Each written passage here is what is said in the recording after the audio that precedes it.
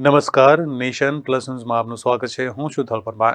સાબરકાંઠા જિલ્લાના હિંમતનગરમાં યોજાયેલ કોંગ્રેસના કાર્યક્રમમાં જગદીશ ઠાકોરે ભાજપ તાનાશાહ પાર્ટી હોવાનું નિવેદન કરતા રાજકીય ગરમાવો આવ્યો છે. સાબરકાંઠા જિલ્લાના હિંમતનગરમાં કોંગ્રેસનો સંવાદ કાર્યક્રમ યોજાયો હતો, જેમાં કોંગ્રેસના પૂર્વ પ્રમુખ જગદીશ ઠાકોર ઉપસ્થિત રહ્યા હતા.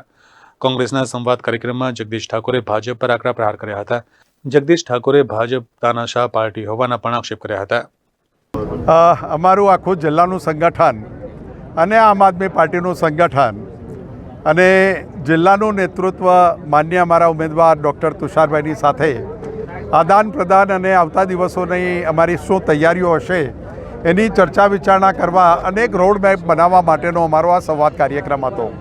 એના ભાગરૂપે આ બધા પત્રકાર મિત્રો પણ આવી ગયા, એટલે કેટલીક વાતો અમે કરી પણ ન શક્યા. પણ હું આપને કહી શકું કે જે રીતે આખા દેશમાં ને ગુજરાતમાં ભારતીય જનતા પાર્ટીની દુર્દશા થઈ રહી છે, તમે જોજો સવાર પડશે ને એક ભાજપવાળાના મોઢે માં સરસ્વતી એવું બોલાવશે કે 10 લાખ મતો ઓછા થશે. તમે મનસુખ વસાવા જોઈ લો, તમે રાજકોટના ઉમેદવાર રૂપાલા જોઈ લો, તમે ભાજપમાંથી ભાઈ બરોડાના આગેવાનો જોઈ લો, બદલાવાવાળા અને લાઇનમાં આવવાવાળા લોકોની બોડી લેંગ્વેજ અને એના મોઢામાંથી નીકળતા શબ્દો તમે જો, પતનની નિશાની તરફ ભાજપ આખા દેશમાં જઈ રહ્યું છે, ગુજરાતમાં જઈ રહ્યું છે. અને આનું એક જ કારણ છે, માન્ય નરેન્દ્રભાઈ અને અમિતભાઈની તુમાખી.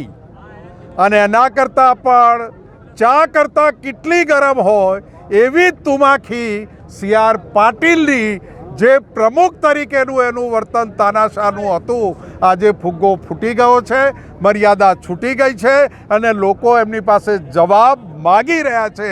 આ વર્તન એ ભાજપનું પતન છે. Jitendra Solanki, nation plus news, Sabarkantha.